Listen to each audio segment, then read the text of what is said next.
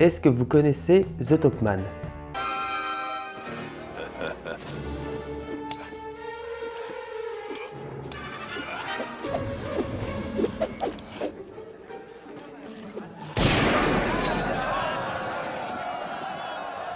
The Top Man est une chaîne qui vous propose de découvrir des sujets passionnants du genre 5 vrais monstres qui habitent dans les marais en ce moment ou créatures mystérieuses vivant dans les forêts de la planète. Je pense que plus putaclic, tu meurs. Bref, vous l'avez compris, The Top Man c'est une chaîne de top comme on les aime, dans la même veine que Lama Fâché ou Jericho, que vous devriez connaître si vous avez vu les vidéos de Cédric Jurassic, Science Coder ou le Radis Radier. La chaîne The Top Man vous fait croire qu'elle va vous apprendre des choses, vous pouvez constater d'ailleurs qu'elle est classée dans la catégorie Science et Technologie, mais la rigueur proposée par la chaîne est vraiment nulle. Ça contribue plus à entretenir des idées reçues sur la paléontologie qu'à vous informer véritablement. Et pourtant, quand on regarde le nombre d'abonnés, de vues et de pouces en l'air, eh bien force est de constater que cette chaîne a du succès. Et j'ai envie de profiter de l'exemple de la chaîne de The Top Man pour vous sensibiliser à être attentif et critique à ce que vous voyez sur Internet. Car aujourd'hui, avec Internet, vous avez accès à tout plein de connaissances et de savoirs, mais il faut savoir faire le tri dans tout cela. Rien que sur YouTube, on trouve de nombreuses chaînes proposant des contenus de vulgarisation scientifique et ça peut être très difficile, surtout pour les plus jeunes, de faire la différence entre la bonne et la mauvaise vulgarisation. Et donc ici, je vous propose de regarder 2 vidéos de la chaîne The Top Man. Certains de mes collègues du PaléoTube vont se charger de traiter d'autres vidéos. On s'est réparti les vidéos en fonction de nos sujets de prédilection. Et je vous mets les liens de leurs vidéos dans la description. Et d'ailleurs, je pense refaire ce genre d'analyse sur la chaîne, ce qui pourrait donner un nouveau format que pour le moment, j'ai décidé de baptiser Check or Perish, vérifier ou périr, pour ceux qui parlent pas bien anglais. Ce format, je pense que je vais plus l'utiliser pour pouvoir réagir à des actualités autour de la paléontologie, comme par exemple des informations douteuses qui circuleraient sur les réseaux sociaux. Ça pourrait être un peu comme ce que vous retrouvez sur la chaîne de Defecator, de Science Coder, du Débunker des étoiles ou de la Tronche en biais si vous connaissez. Sinon, je vous mets les liens de leur chaîne dans la description et je vous recommande chaudement d'aller les voir. Sur ce, on va pouvoir commencer l'analyse.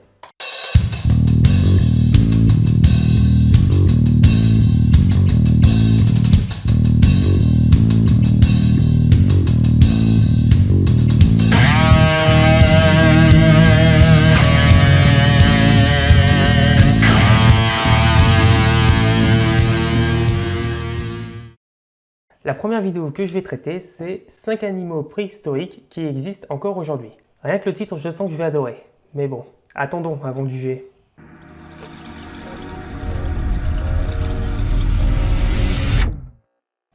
Ah oui, c'est vrai, il y a un site internet. Mais allons voir ça. Bon, ok. On s'en fait rien. Dans les temps préhistoriques, de nombreux animaux existaient, qui, s'ils existaient aujourd'hui, seraient un véritable fantasme pour beaucoup.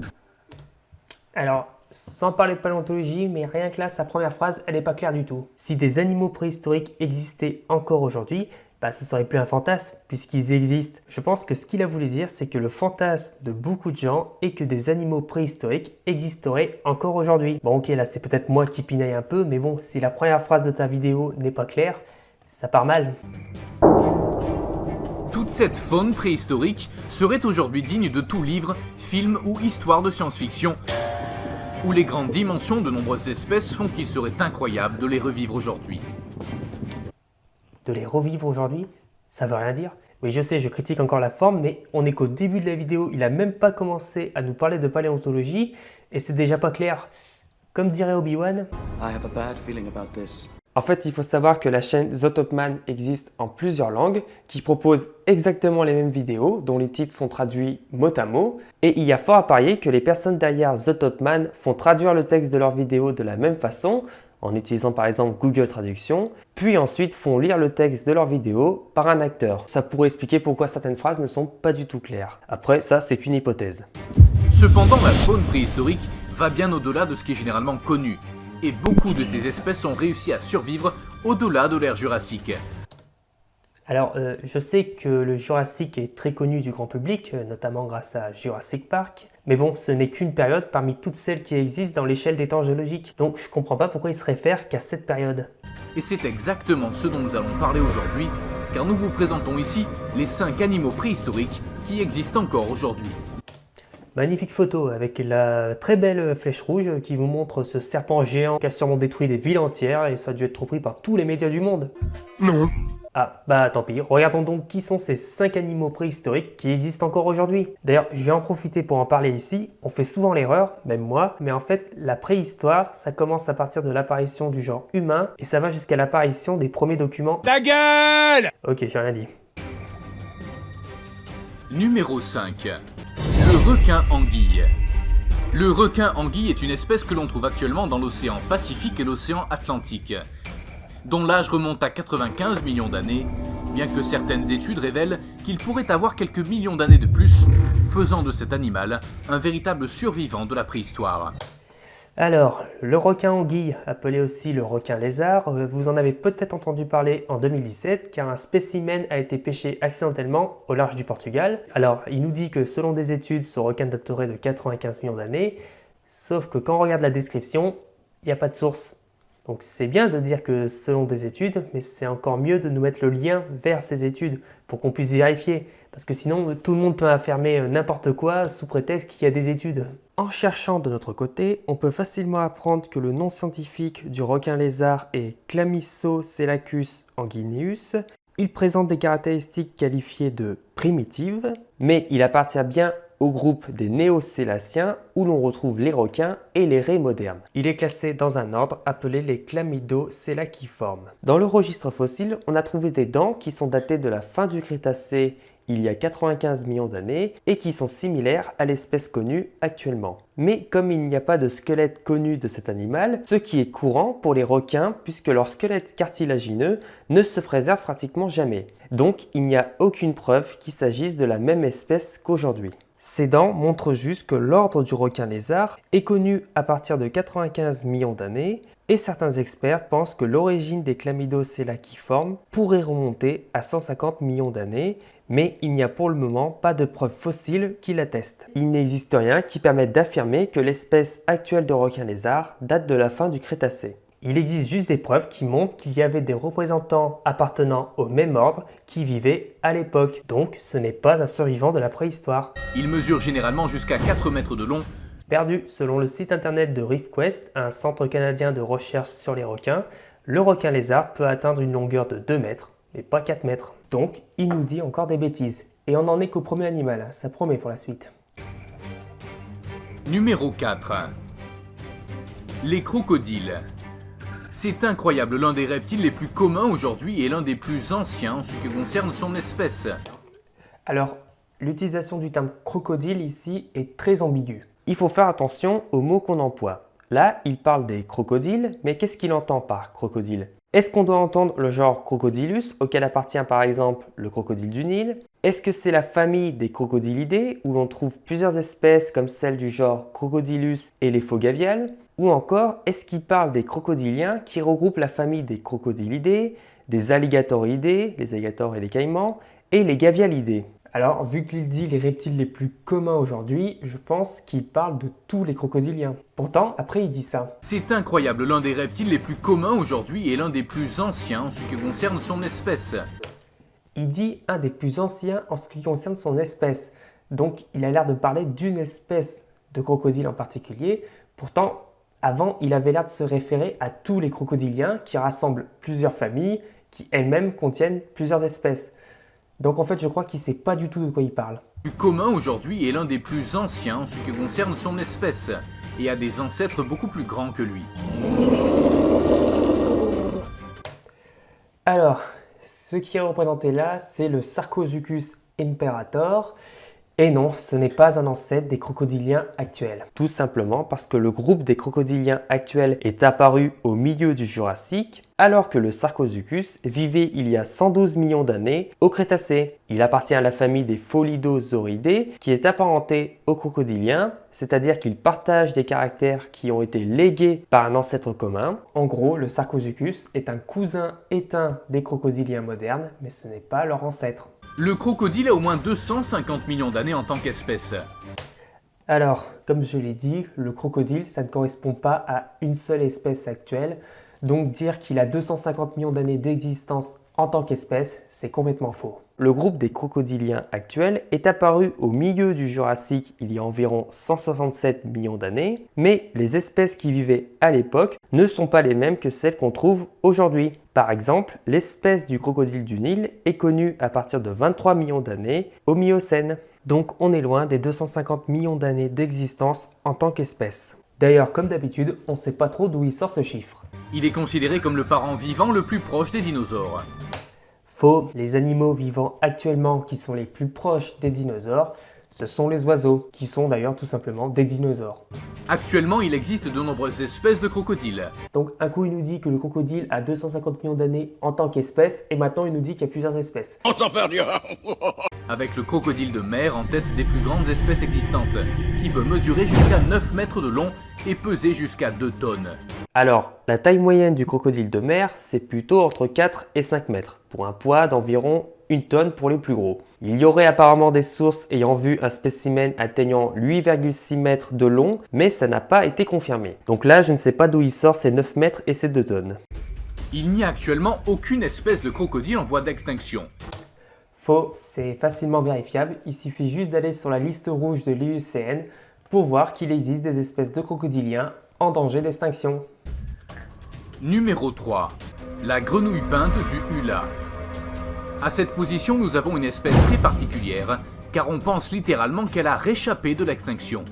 Alors, une espèce ne peut pas réchapper de l'extinction. Quand elle disparaît, elle disparaît. Par contre, ce qui peut se produire, c'est qu'on redécouvre une espèce que l'on croyait éteinte. Par exemple, dans le cas de cette espèce rattachée à un genre de grenouille appelé les Discoglosses, qui sont un genre connu exclusivement en Méditerranée occidentale, sauf pour une espèce, celle-ci, qui est connue en Israël, d'où le fait qu'elle est appelée le Discoglosse d'Israël ou le Discoglosse de Hula, parce qu'elle vit dans la vallée de Hula en Israël. Cette espèce a été décrite en 1943 et en 1966, on a cru que l'espèce s'était éteinte suite à des changements de son environnement. Elle a donc été officiellement déclarée espèce éteinte par l'IUCN. Mais en réalité, elle n'a pas disparu. En 2011, après 70 ans sans observation, elle a été à nouveau aperçue dans la réserve naturelle de la Hula. Donc elle n'a pas disparu, on a cru qu'elle s'était éteinte. En 2011, la grenouille a été redécouverte dans la vallée du Hula d'où elle provient, ce qui a permis d'étudier la grenouille plus en détail aujourd'hui, ce qui confirme qu'elle est l'une des rares espèces de grenouilles primitives qui existent encore.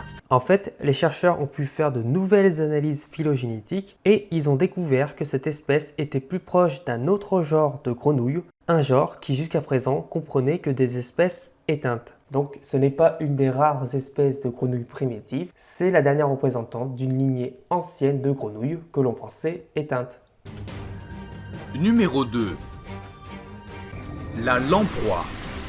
La lamproie est un de ces poissons que l'on décrirait aujourd'hui comme un fossile vivant. Bingo, le terme qu'il fallait pas dire, fossile vivant, mais on va y revenir après. Son espèce remonte à, tenez-vous bien, 360 millions d'années.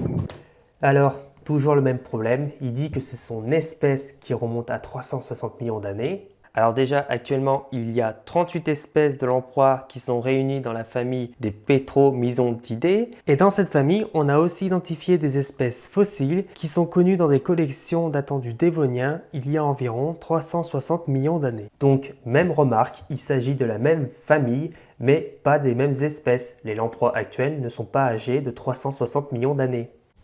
Numéro 1. Le crabe fer à cheval. C'est un animal qui, rien qu'en le voyant, peut vous transporter vers une scène de Jurassic Park.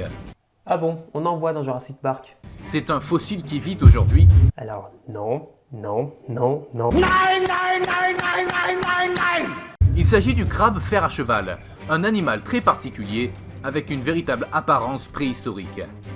Il a environ 250 millions d'années. Alors, les espèces actuelles de crabes fer à cheval, appelées aussi les limules, ressemblent beaucoup à des spécimens fossiles, mais comme tous les exemples que j'ai mentionnés précédemment, des études ont montré que les espèces actuelles sont différentes des espèces fossiles. Autrement dit, elles ont continué à évoluer même au cours de ces 150 derniers millions d'années. Par conséquent, ce n'est pas un fossile vivant. De toute façon, par définition, un fossile, c'est une pierre. Donc une pierre, c'est pas vivant.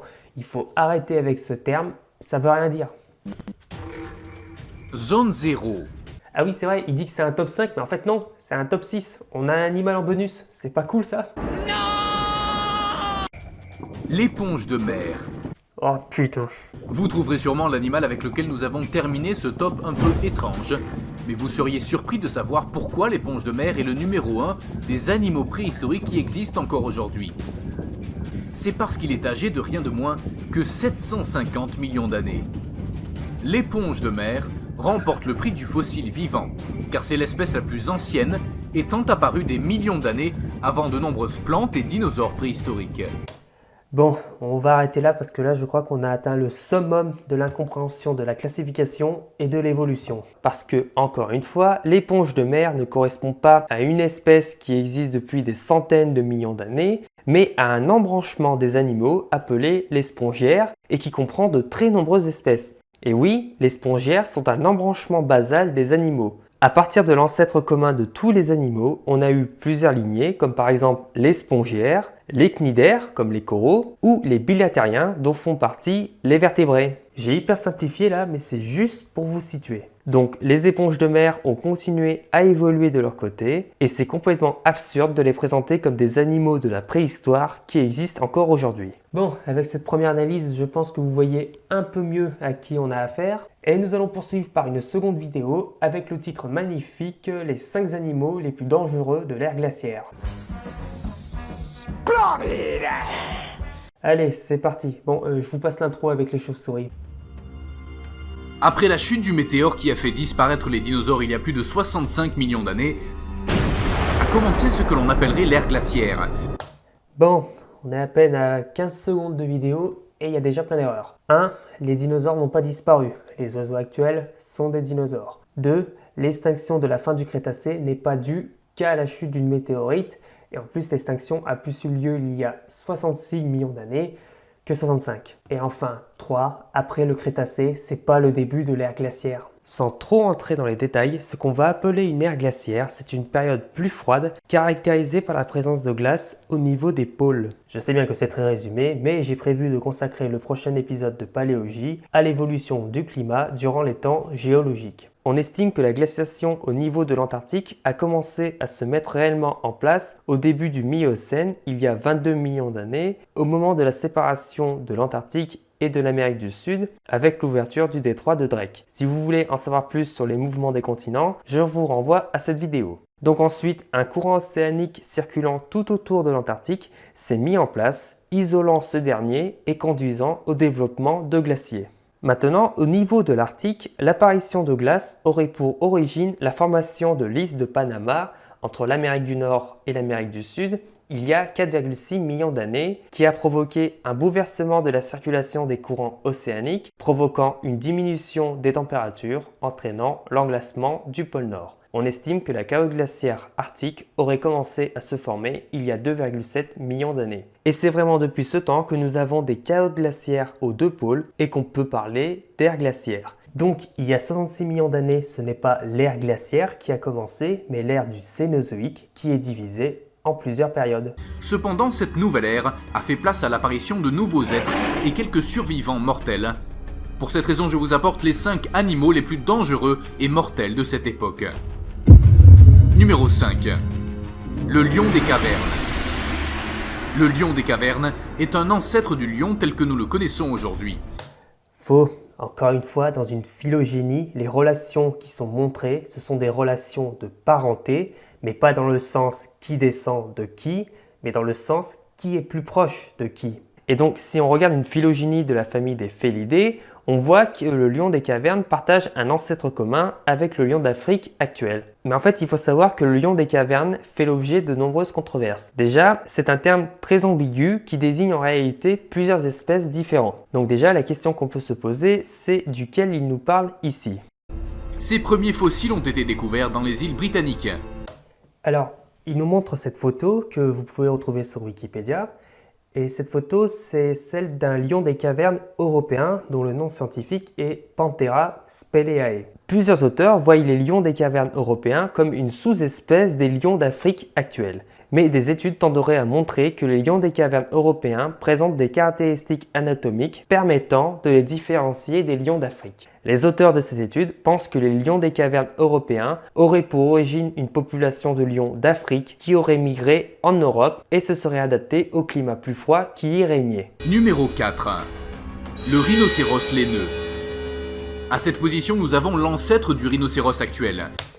Bon, vous l'avez deviné, non, le rhinocéros laineux n'est pas l'ancêtre du rhinocéros actuel. D'ailleurs, dire le rhinocéros actuel, ça ne veut rien dire parce qu'aujourd'hui, il y a 5 espèces. En Afrique, le rhinocéros noir et le rhinocéros blanc. En Asie, le rhinocéros de Java, le rhinocéros de Sumatra et le rhinocéros indien. D'après les phylogénies, le rhinocéros laineux serait un cousin du rhinocéros de Sumatra. Le rhinocéros laineux, qui était une bête beaucoup plus grande que sa famille actuelle.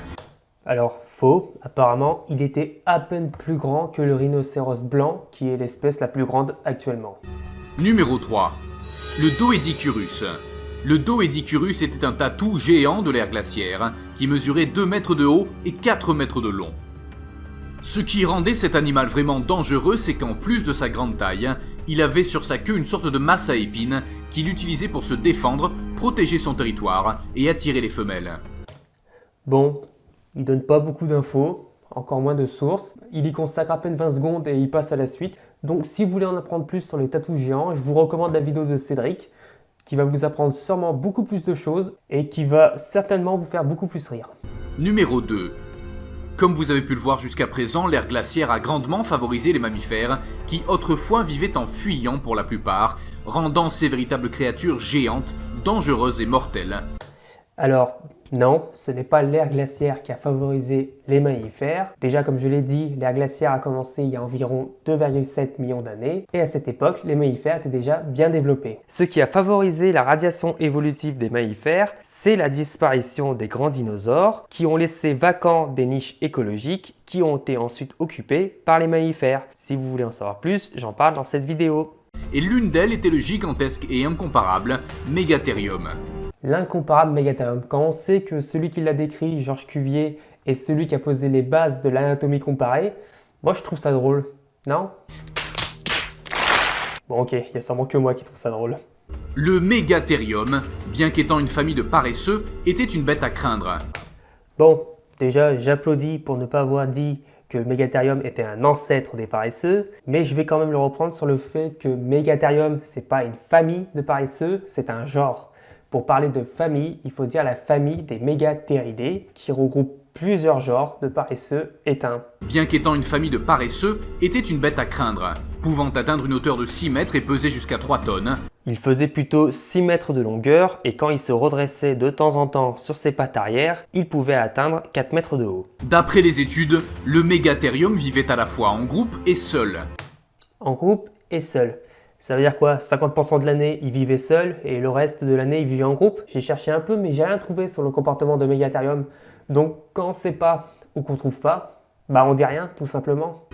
Numéro 1. L'ours des cavernes. Comme le lion, l'ours a aussi son ancêtre des cavernes. L'ours des cavernes n'est pas l'ancêtre des ours actuels. D'après une étude parue en 2008, l'ours des cavernes appartient à la même lignée que l'ours brun et l'ours polaire, avec lesquels il partage un ancêtre commun. Ce grand ursidé était le plus grand de son espèce. Donc, il parle de la famille des ursidés, et après il dit que l'ours des cavernes est le plus grand de son espèce. Donc en fait là, il mélange 2 rangs taxonomiques. Et puis non, l'ours des cavernes faisait à peu près la même taille que les plus grandes espèces d'ours actuelles, c'est-à-dire l'ours polaire et l'ours kodiak. L'ours des cavernes était l'un des animaux qui présentait un risque pour les premiers êtres humains qui existaient. Ceux-ci étaient très territoriaux, à la fois là où ils vivaient et là où ils chassaient leur nourriture. C'est pourquoi plus d'une fois, un être humain a été victime de cet animal grand et mortel. Alors, à la vue de la dentition de l'ours des cavernes, il apparaît que son régime était fondamentalement végétarien. À l'inverse de la plupart des ours actuels, on pense qu'il ne mangeait pratiquement pas de viande. Donc, il ne chassait pas de proie. Et d'après des études, c'est plutôt les humains qui s'attaquaient aux ours des cavernes plutôt que l'inverse. Et le gagnant de la zone 0 est... le tigre à dents de sabre. Évidemment. À cette position, nous avons un animal qui est bien connu comme le principal prédateur de l'ère glaciaire. Vous le saviez sûrement déjà, c'est le tigre à dents de sabre.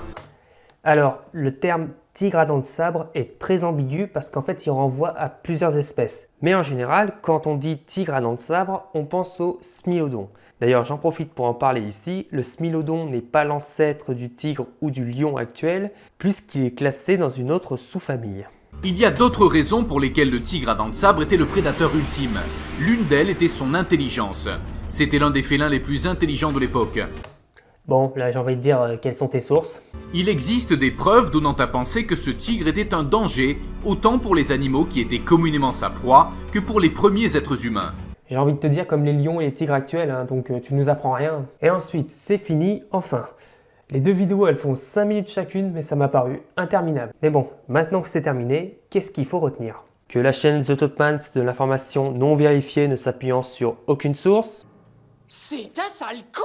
Honnêtement, je pense que si vous suivez mes vidéos, vous n'avez même pas eu l'idée d'aller voir une seule vidéo de The Top Man et que vous ayez confiance en ce genre de chaîne sur YouTube. Et à travers cette vidéo, ce que j'ai essayé de montrer et que j'aimerais que vous reteniez le plus, c'est l'attitude à avoir devant une vidéo sur YouTube ou devant n'importe quelle information sur Internet. À quoi je dois veiller et comment savoir si l'information est vraie ou fausse. Et ce que j'ai dit pour The Top Man est valable pour n'importe quelle chaîne sur YouTube, même la mienne. Comme de nombreux autres vulgarisateurs, je m'efforce de mettre systématiquement les sources de ce que je dis pour que vous puissiez vérifier ou vous renseigner de votre côté. Aujourd'hui, à l'heure des réseaux sociaux, nous recevons plein d'informations de partout et en permanence. Et ça devient difficile de savoir le vrai du faux. Et c'est ainsi que se sont développés les fake news, les infox et autres fausses informations. Et face à cela, certains ont commencé à réagir. Vous trouverez de nombreuses vidéos sur YouTube, dites de débunkage, qui vont vous démontrer que des fake news qui ont pourtant beaucoup circulé sont complètement infondées. Rien que dans le paléotube, vous avez Stop Science et Gigantoraptor qui ont fait des vidéos de ce genre.